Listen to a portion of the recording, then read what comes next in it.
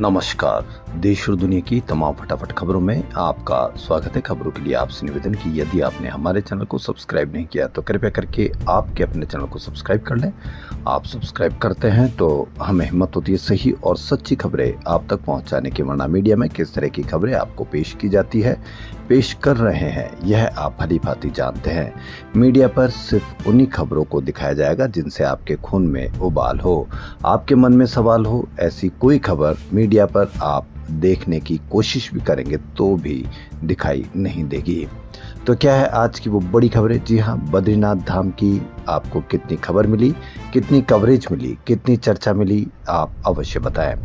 बद्रीनाथ धाम में चढ़ावा चोरी के मामले में चमोली पुलिस की एसआईटी ने बद्री केदार मंदिर समिति यानी BKTS के निलंबित पर्सनल असिस्टेंट प्रमोद नोटियाल को गिरफ्तार कर लिया। प्रमोद नोटियाल को गिरफ्तार कर लिया, आपको कहां कोई चर्चा देखने को मिली? एसआईटी ने उन्हें 12 जुलाई की रात करीब 10 बजे देहरादून के नेहरू कॉलोनी स्थित उनके आवास से गिरफ्तार किया। उन्हें चमोली लाया गया, जहां बद्रीनाथ थाने में उनसे और मंदिर समिति के 4 कर्मचारियों से पूछताछ की जा रही है। पुलिस सूत्रों के अनुसार एसआईटी की टीम सादा वर्दी में देहरादून पहुंची थी।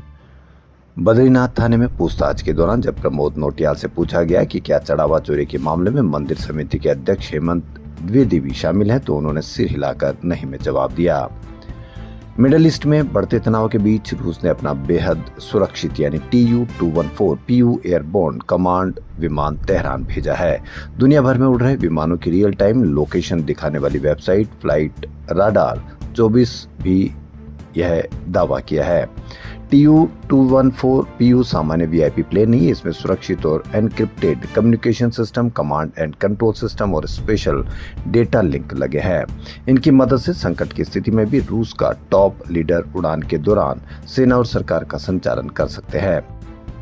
इसी वजह से इसे रूस का डम्सडे प्लेन यानी कि प्रलय के दिन इस्तेमाल होने वाला विमान भी कहा जाता है। यह विमान रूस या स्पेशल फ्लाइट स्क्वाड्रन संचालित करता है। यही स्क्वाड्रन रूस के राष्ट्रपति और देश के शीर्ष राजनीतिक व सैन्य नेतृत्व की उड़ानों का जिम्मा संभालता है। गुजरात में संक्रमण से 1 महीने में अब तक 12 बच्चों की मौत हो चुकी है। इनमें से 3 बच्चे चांदीपुरा वायरस से संक्रमित थे। आपको मीडिया पर कितनी खबर देखने को मिली? अन्य 9 बच्चों की मौत भी इसी वायरस से होने की आशंका है, हालांकि उनकी रिपोर्ट आना भी बाकी है। संक्रमण के मामले गांधीनगर, साबरकांठा, खेड़ा, अरावली और पंचमहल जिलों में सामने आए हैं। स्वास्थ्य मंत्री ने इस स्थिति पर जानकारी देते हुए बताया कि इस घातक वायरस के संक्रमण के कारण अब तक 3 बच्चों की मौत हो चुकी है। इनमें से 2 बच्चों की मौत गोधरा और राजस्थान के 1 बच्चे की मौत हिम्मतनगर में हुई है। प्रभावित क्षेत्रों में रोकथाम के लिए व्यापक स्तर पर कार्रवाई शुरू कर दी गई है। शिवसेना के प्रमुख उद्धव ठाकरे ने सोनम वांगचुक और अभिजीत दीपके के आंदोलन का समर्थन करने की अपील की है। आज प्रेस कॉन्फ्रेंस में उद्धव ठाकरे ने कहा कि जंतर मंतर पर अभिजीत दीपके ने जो विषय उठाया वो हजारों विद्यार्थियों के भविष्य का विषय है। सरकार के पास टाइम नहीं है, विद्यार्थियों का भविष्य खराब हो रहा है।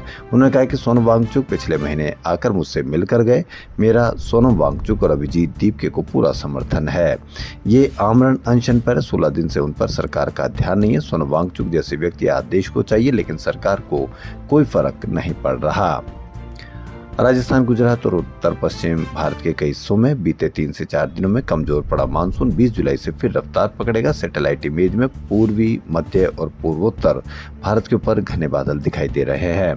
मौसम विभाग के अनुसार बांग्लादेश और पूर्वोत्तर के ऊपर बने चक्रवाती सिस्टम और पश्चिमी विक्षोभ के कारण अगले कुछ दिनों में बारिश की गतिविधियां तेज होगी। मौसम विभाग ने आज उत्तर प्रदेश, बिहार समेत 18 राज्यों में बारिश का रेड अलर्ट जारी किया। वहीं उत्तराखंड, हिमाचल प्रदेश, पश्चिम बंगाल, पूर्वोत्तर राज्यों और पूर्वी उत्तर प्रदेश में अगले 6 से 7 दिनों तक कई जगह अच्छी से भारी बारिश होने का अनुमान है। अयोध्या राम मंदिर चढ़ावा चोरी मामले में सुप्रीम कोर्ट ने आज यूपी, केंद्र सरकार और श्री राम जन्मभूमि तीर्थ क्षेत्र ट्रस्ट को नोटिस जारी किया। यूपी सरकार की तरफ से बनाई गई स्पेशल इन्वेस्टिगेशन टीम से अब तक की जांच की स्टेटस रिपोर्ट मांगी है। कहा रिपोर्ट्स में जांच अधिकारियों के बारे में भी बताया। कोर्ट ने मामले से जुड़े सीसीटीवी सुरक्षित रखने का भी निर्देश दिया। सरकार की तरफ से पेश सॉलिसिटर जनरल तुषार मेहता ने कहा कि स्टेटस रिपोर्ट सीलबंद लिफाफे में पेश की जाएगी।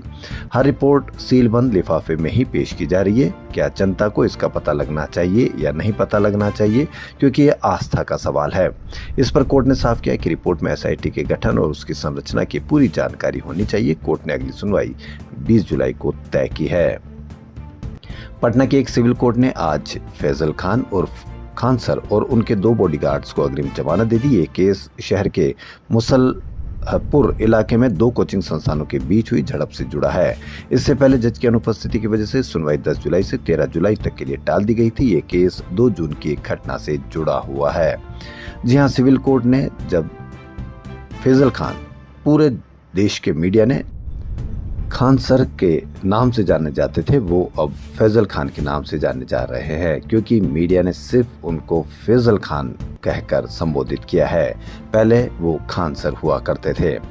क्यों हुआ करते थे और क्यों फैजल खान बताया गया है, यह आप भली भांति अवश्य कमेंट करके बताएं और जानते हैं। तो देश और दुनिया की तमाम फटाफट खबरों में फिलहाल इतना ही। धन्यवाद।